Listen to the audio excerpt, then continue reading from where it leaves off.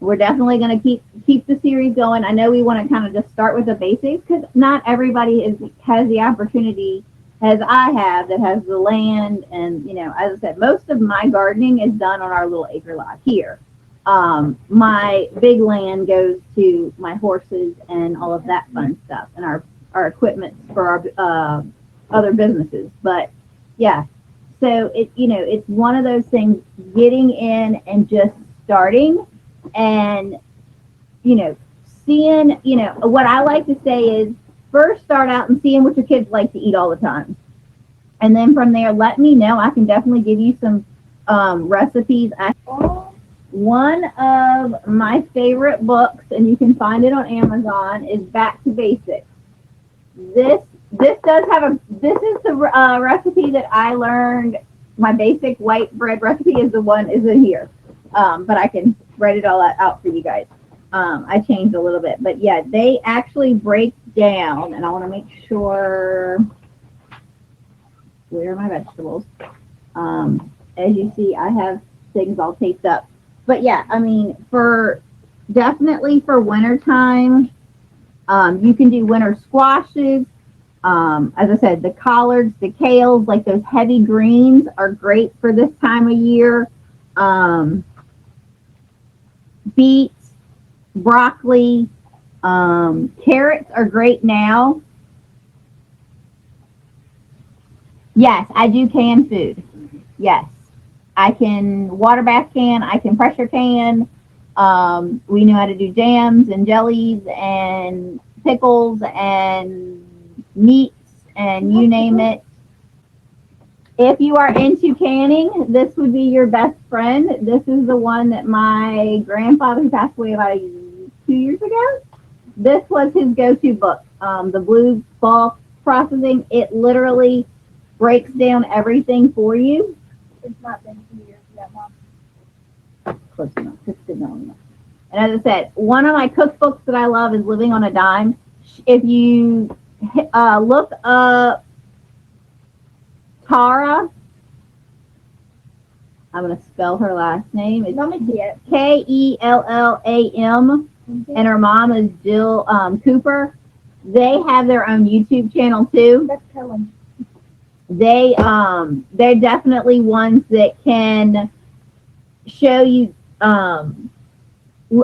basically what to put away and, how to start doing what we like to call a stockpile. But she's one that I did I liked just the basics of her recipes. They're really good. Even my kids, when they go to look for a cookbook, they're not looking for the fancy old ones. They pulled this one. Like most of our brownie recipes, even in there it tells you how to make crackers, like white crackers. So when you first get into it and you look at all the stuff you can do when it comes to homesteading, it's a lot. Like when I first started talking with Heather about, getting this going and, being available to you guys, I'm like, I don't want to overwhelm them because trust me, you start digging into what homesteading is and it can get overwhelming. But I always say is just find one little thing, like especially this time of year, start with some basic vegetables that your kids will eat. And I will say a garden is definitely a way to expand a child's palate in the kitchen. If you go in and you get that child in there and they're growing the plant from seed and they're watching it grow and they help you pick it and then they help you cook it, they're more likely to eat it and keep going. I mean, as I said, that was me. I was out in the garden as I could walk, picking vegetables, taking them in the house, helping in the process. What do you need for canning for beginners? Okay. Typically, when I start with canning with somebody, I do the water bath canning. It is basically, and I will work on pulling mine out of storage because I put it up in storage for now.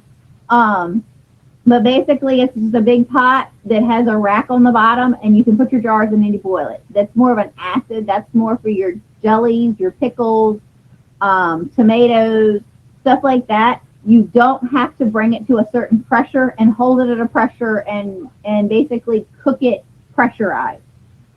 It's more of just sealing in those jars. So that's definitely one where to start. If you're gung ho and you want to, pressure canning, it is a little more expensive to get. I think you can get a regular water bath canner for like, now this is a few years ago because I haven't really been in the stores looking for them lately. Is like $30-$40. You can get a really nice canner with some of the accessories for like picking up the jars and stuff like that.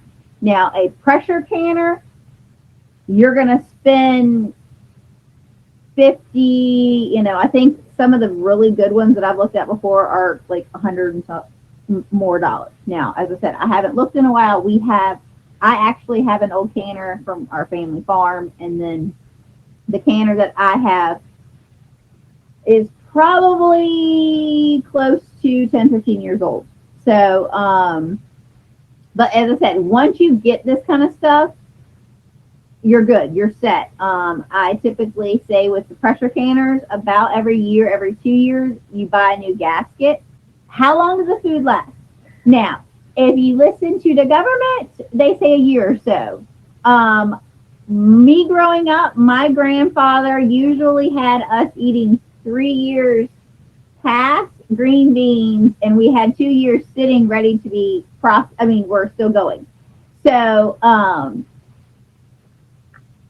it's one of those things. Most of the time, and I was going to say, I don't know if the chart, I know there's a couple charts that I can put, that I'm going to be putting together for you guys. Another way to really process your food too is a dehydrator. You can get them pretty cheap.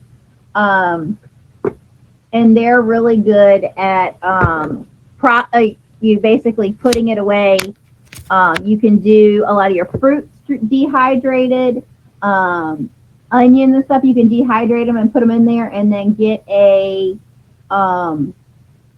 we have a food saver, I had to think of what it was called. The food saver, and then it has the attachments for the jars to suck the air out. But really, they put them in jars. Pretty much whatever you put in a can jar, you can put in a glass jar for a lot longer too.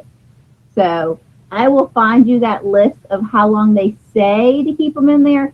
Like, one of the things that I know I would question would be like if you're doing the whole eggs that you're putting in, liming them. I think somebody says pretty much a year is your max, but I know people have eaten them over a year. My grandparents, we've been eating pickles and honeys that have been on the shelf for years, because as I said, we've been doing this for a very long time. So I always say, especially when you find things in season, this is the time to start going to the apple orchards and getting your apples and stuff like that. Bulk it up, make your applesauce, make your jam. Figure out how much you need, make it enough for next year when it's going to be the same time. That's kind of what we do. We try to keep at least 6 months on everything, so that until your next season. And it helps with rotating like what you're eating. So let's say this time of year you're eating more of, your leafy greens and your winter squashes and stuff like that. You haven't had them in for a while, so you're more likely to want to eat them. Now, by the time the season's over, you're going to be done until it's time again. You just stick some of them in the freezer until it's winter time and you want to eat it again. But yeah, like our zucchinis, we pretty much slice them and put them in the freezer. I make a lot of zucchini bread, so we actually grate it and put them in the size containers of what I need for my recipes, for my zucchini breads or the zucchini muffins or something like that. So yes, I have a freezer in the house. I have a deep freezer in the garage. And we just basically figure out what we need, and we just start putting it away. I will be honest, when COVID hit, almost 4 years ago, and they basically shut everything down. You couldn't leave. Grocery stores didn't have anything. I was fine. There was a few here and there items that I had to figure out. Um, but pretty much we didn't go to the grocery store for a couple months. We just kind of ate down what we had. Um, I buy rice in the 25, I want to say it's 25 pounds bags. We keep, I always have at least 20, 30 pounds of beans. I buy sugar in the 25-pound bag. At first, it seems like a lot. Like when I buy coffee, I buy the big old container. Um, it lasts me a couple months, and then I'm restocking then. Which also helps with the fact that, hey, in the wintertime when you can't really get out, you know, it's okay. We pretty much just kind of figure out what we eat and have it in there. We keep plenty of peanut butter because my kids love peanut butter, but peanut butter and um, all that kind of stuff. And we just have it there. And it really does help with the grocery bill. And if something happens, and just kind of, as I said, when you get those times when you can't get to the grocery store, or as I said, 2 years ago, we were 2 weeks without power around here. So we were eating off the grill, and we had our generator to keep everything stable in the freezer. But that's one reason I do this lifestyle. That way, if something happens, I can go in the pantry, we can whip up something, and we're fine.